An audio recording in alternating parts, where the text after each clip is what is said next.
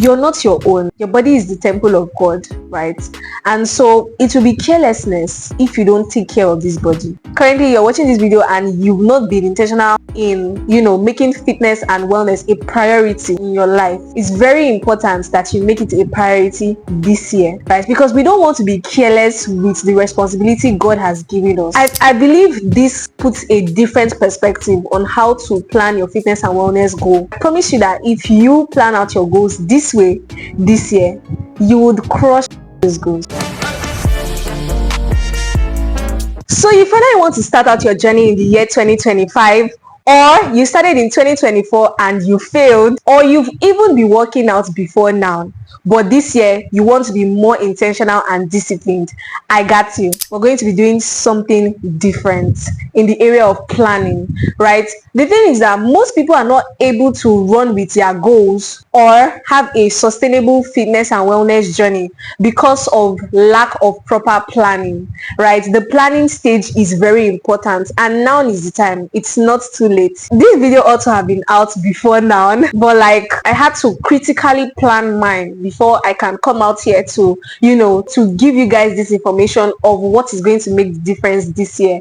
I know you've probably watched a couple of other YouTube videos on how to plan a fitness journey and all of that, but I promise you what you're going to learn and take away from this video, you probably have not found a better perspective of planning. So stick around till the end. So this year, there's something I want you to do for me. You're going to look through your 2024. Just think back, how did 2024 go? So you're going to write it down.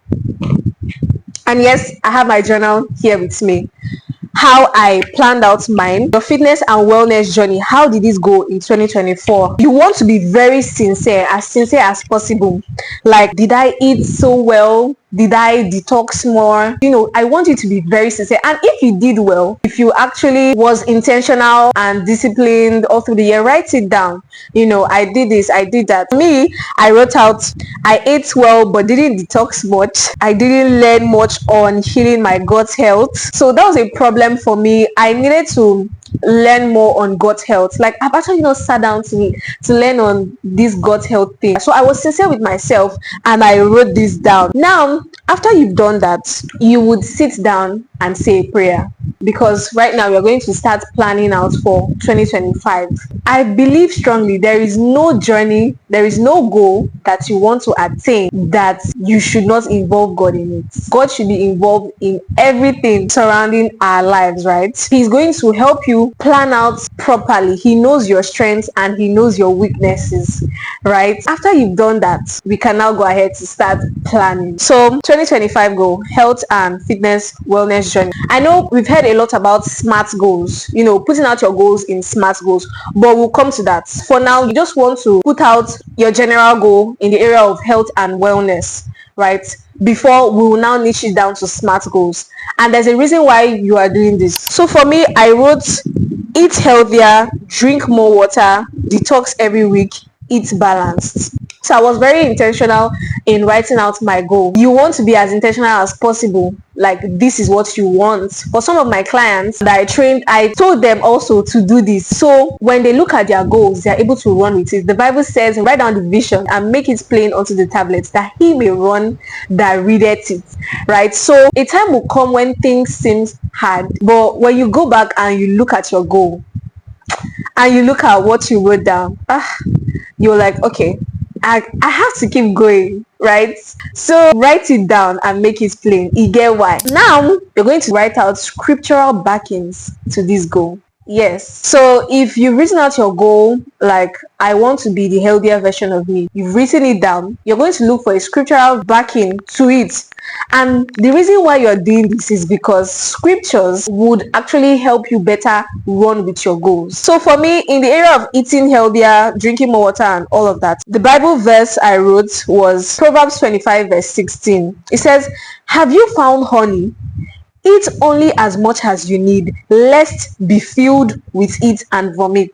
So this verse is literally encouraging me to eat more in moderation. Anything I'm doing, I ought to do it in moderation. I'm a huge advocate of eating balanced. And when I say eating balanced, everything should be in moderation. It's not about totally eliminating those foods that you like, though you will cut down on all those foods that are not so great for your hormones and for you getting those fitness goals. So everything done in moderation. So this verse is literally saying, if you found honey, right, honey is pretty healthy and has nutritional value than just taking plain sugar, right? Eat only as much as you need, lest you be filled with it and vomit. So when you remember this Bible verse, you remember that the scripture encourages us to eat whatever we are eating. It is in moderation. 1 Corinthians 9:26 to 27. It says, therefore, I do not run without a definite goal. I do not flail around like one beating the air, but like a boxer, I strictly discipline my body and make it my slave.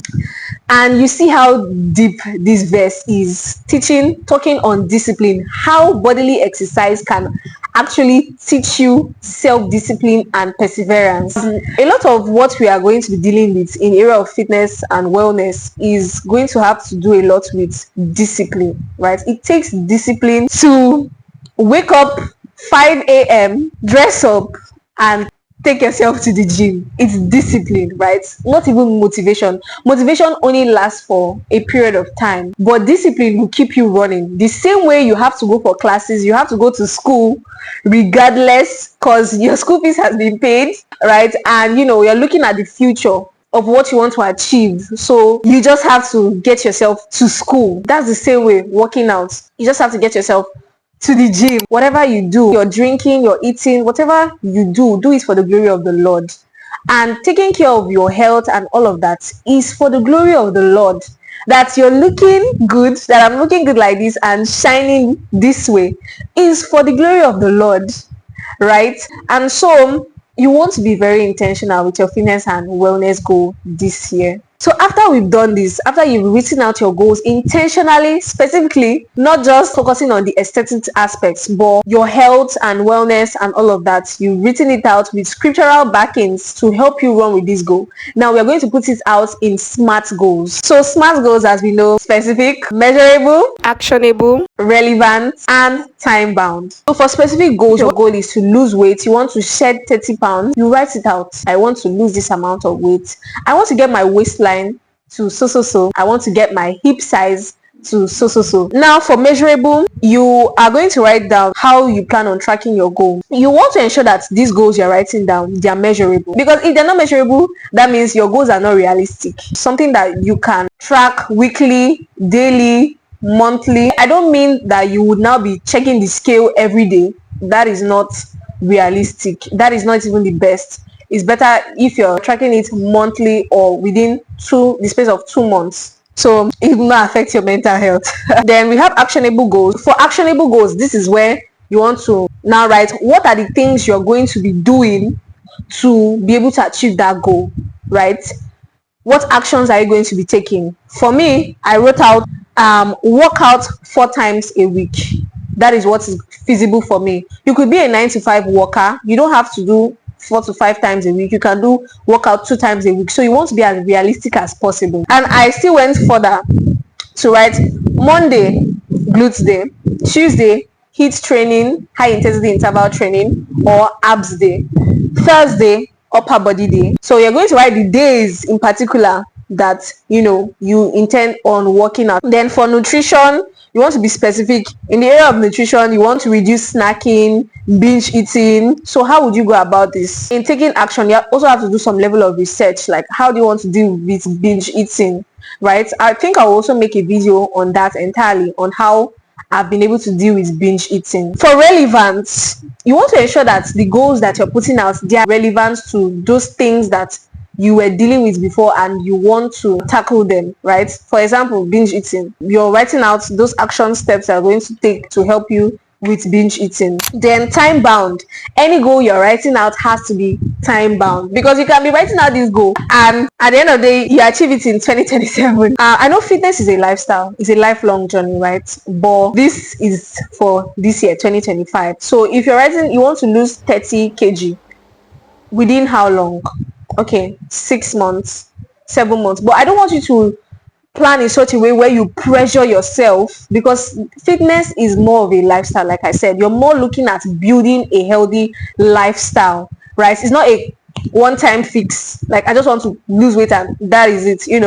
You are planning in such a way that this becomes a lifestyle for you. Finally, what you're going to do is put your fitness and wellness goal in your vision board. So if you currently have a vision board that you've done or you're still working on, it's not too late to even work on your vision board. You want to see these goals. So because there's something about when you look at your goals, like when you read it, when you look through it, it sinks in your subconsciousness that even if maybe currently it does not look like I'm going to achieve this, it doesn't look like I don't think I'm going to do this, so but you still wrote it down. When you're reading it from times that it sinks in your subconsciousness, you start finding yourself that you start trying to create ways on how to run with these goals.